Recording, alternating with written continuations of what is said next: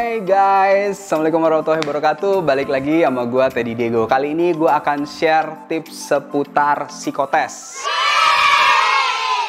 Lagi lah, ulang lagi aja nggak apa? Kali ini gue akan share tips seputar psikotes. Di antara lu pasti banyak yang melalui tahap ini sebelum lu dapat kerjaan, ya nggak? Hah, kok gue agak tahu? Karena masih banyak perusahaan di Indonesia yang sampai hari ini itu mensyaratkan psikotes sebagai salah satu proses rekrutmen di perusahaannya. Dan gue yakin lu juga yang nonton ini pasti ngalamin, ya nggak? Dan masih kebingungan pastinya juga gimana sih sebenarnya cara ngerjain psikotes yang bener. Nah, sekarang gue akan kasih lu beberapa tips yang bisa lu ikutin untuk ngerjain psikotes dengan benar. Nah, yang pertama adalah dalam soal-soal psikotes, sebenarnya itu dibagi jadi beberapa tipe. Yang pertama, contohnya adalah tipe kepribadian. Jadi tipe soal tes kepribadian ini biasanya sifatnya berupa pernyataan ataupun lu disuruh gambar-gambar gitu loh. Nah, soal tes kepribadian ini baiknya lu kerjain dengan sesuai kemampuan lu. Jadi kalau misalnya lu disuruh gambar orang, lu disuruh gambar pohon, ya lu gambar aja. Lu dengerin instruksi dari HRD-nya, lalu lu gambar sesuai dengan yang ada di pikiran lu saat itu. Gambar aja gitu ya. Yang penting sesuai dengan instruksi HRD-nya. Kalau misalnya lu disuruh milih-milih pernyataan gitu ya, ada 4 pernyataan atau 2 pernyataan, nggak usah bingung gitu ya, ini bener apa salah. Karena di tes kepribadian itu nggak ada bener, nggak ada salah. Semuanya yang dicek adalah kepribadian lu. Apapun pilihan lu itu mencerminkan kepribadian lu. Makanya itu lu pilih aja mana yang paling sesuai sama lu. Yang penting satu, konsisten terhadap pilihan lu. Nah, setelah tes kepribadian, yang kedua kadang ada tipe tes itu sifatnya intelijensi.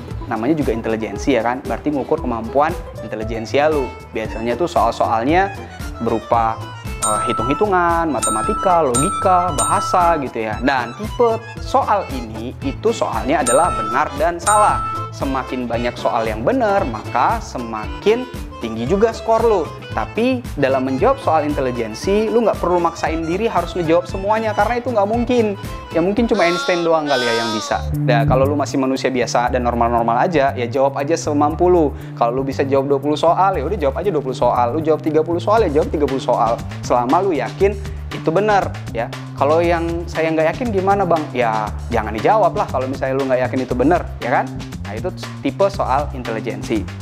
Nah, berikutnya tips yang menurut gua harus lo ikutin adalah kerjakan, balik lagi ya, kerjakan sesuai dengan kemampuan diri lu. Jadi jangan memaksakan diri ya. Jangan, gue pengen terlihat baik nih ya kan, ngerjain soal tes kepribadian. Gue ngerasa gue pengen ngelamar jadi marketing nih.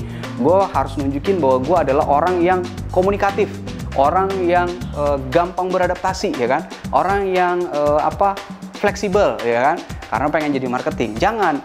Nantinya itu malah berpengaruh pada saat interview, karena hasil tes lu sama hasil interview lu itu bisa aja jadinya beda ya kan. Jadi sesuaikanlah dengan kemampuan diri lu saat lu ngerjain soal-soal psikotes. Nah, tips yang berikutnya adalah dari gua, yang pasti lu harus hadir pada sesi psikotes itu dalam kondisi yang optimal, yang paling ya fit lah ya.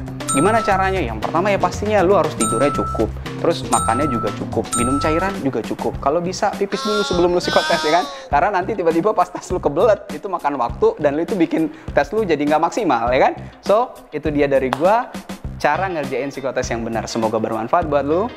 Sampai jumpa di video tips berikutnya. Gua Teddy Diego. Assalamualaikum warahmatullahi wabarakatuh.